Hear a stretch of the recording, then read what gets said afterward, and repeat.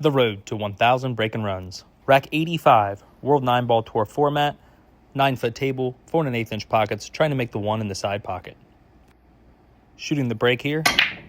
The 1 does go in the side. The cue ball goes back through the rack as intended. As the balls come to a rest, I'm looking to see where the 2 ball is. Noticing the 7 ball has me slightly hooked on the 2, I must elevate the cue and use a 7 o'clock spin to masse around the edge of the 7 to pocket the 2. Nice and smooth here, just as so. Pocketing the 2 ball, send the cue ball 1 rail, 2 rails back over here. Granted, I do not have a great shot on the 3. Some of this was out of my control, some of it was definitely in my control. To continue the run, I noticed the 3 does bank cross-side, and the 5 is on the right-hand side of the table, so I'm trying to play position on it. Shooting the 3 with a little bit of draw. I thought I was going to bump the 9 in the face, not the other side of the 9. If you guys would reach up and hit that like button, I greatly appreciate it. But I do have a shot on the 5 ball here. The 9 almost has me hooked on the 5. I cannot make the 5 in the side pocket. I can only shoot it in the corner. The 6 ball is down here, so I must hit this with a high right spin, cutting the 5 all the way down in the bottom right-hand corner pocket. High right spin around 1, 2 o'clock. Nice smooth stroke, making sure to stay down, trusting your fundamentals. I did hit a little bit thick there, but everything's playing a little slick right now, so the ball did fall. I sent the cue ball 1 rail down here for the 6. My poor dog, I had to have her move there because I had to be where she was laying. This happens often, but thankfully she has many beds in the garage, so we're good to go. Shooting the 6 ball here.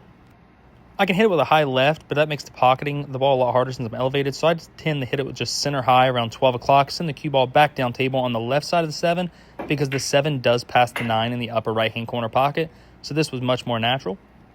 I did hit it just a little bit easy, so I thought, but honestly this was about perfect because I can pocket the 7 and send the cue ball off the upper end rail back down toward the 8. I did move the template rack finally. I probably should have done this earlier, but pre-shot routine here on the 7 ball, taking my time, making sure my bridge arm is over the 8, not touching it.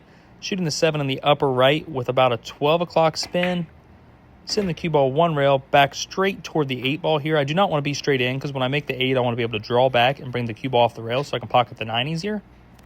Shooting the 8 in the bottom left-hand corner pocket, I use a bottom right spin around 5 o'clock on the cue ball. Nice smooth stroke here, making sure to cinch the 8 ball, pocket it well, and bring the cue ball back off the rail closer to the 9 to have an easy shot.